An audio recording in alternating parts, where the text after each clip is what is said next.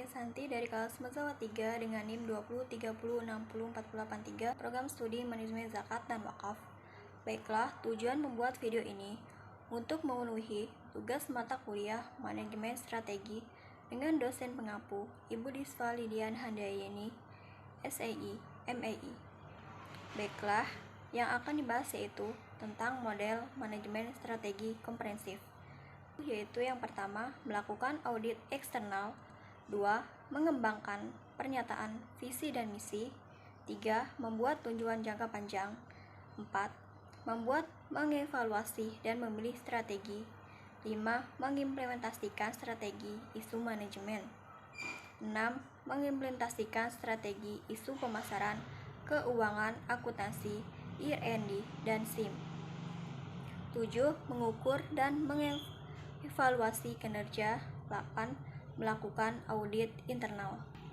Langsung saja materi yang pertama yaitu 1. Melakukan audit eksternal, yaitu dengan cara menyiapkan laporan keuangan dari pihak internal, lalu mengumpulkan bukti yang diperlukan untuk kepentingan audit dan memilih auditor eksternal dengan latar belakang pendidikan, pengalaman kerja, dan pengetahuan yang sudah teruji. Dan yang terakhir, melakukan kesepakatan dengan auditor mengenai jadwal audit. 2. Mengembangkan pernyataan visi dan misi.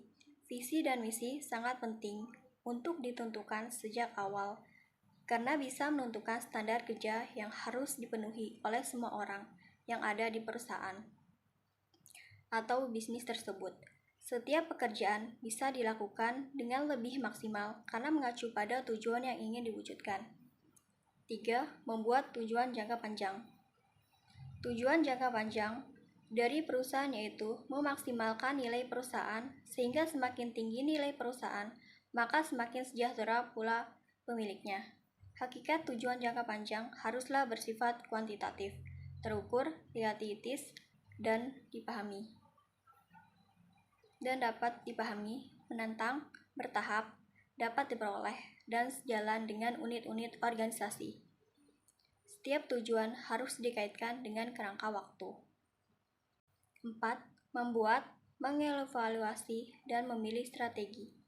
Konsistensi pada tahap awal, yaitu A. Anda harus menilai konsistensi strategi, B. Memperbaiki tolak ukur kinerja, C. Pengukuran kinerja, analisis variance, D. Mengambil tindakan korektif, E. Meninjau berdasarkan strategi, dan F. Kesesuaian.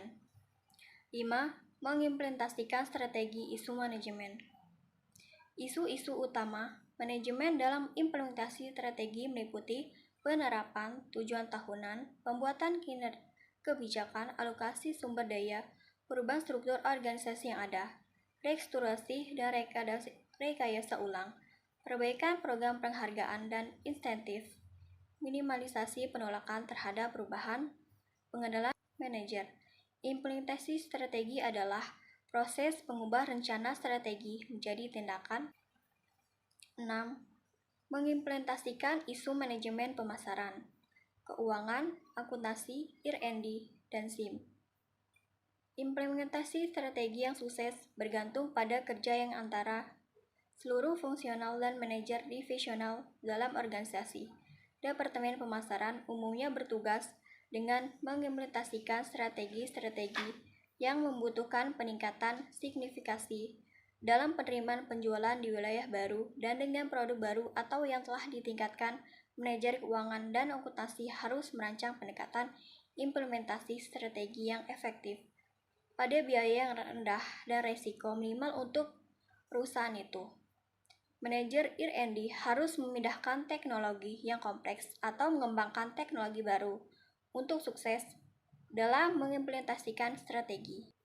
7. Mengukur dan mengevaluasi kinerja. Pengukuran kinerja adalah proses mencatat, pengukuran, mencapai pelaksanaan kegiatan, dan anggaran dalam arahan pencapaian misi melalui hasil-hasil yang ditampilkan berupa produk, jasa, ataupun suatu proses pelayanan publik.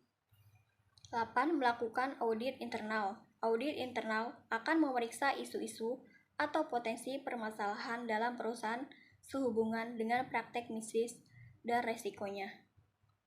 Baiklah, itulah saja yang dapat saya sampaikan. Wassalamualaikum warahmatullahi wabarakatuh.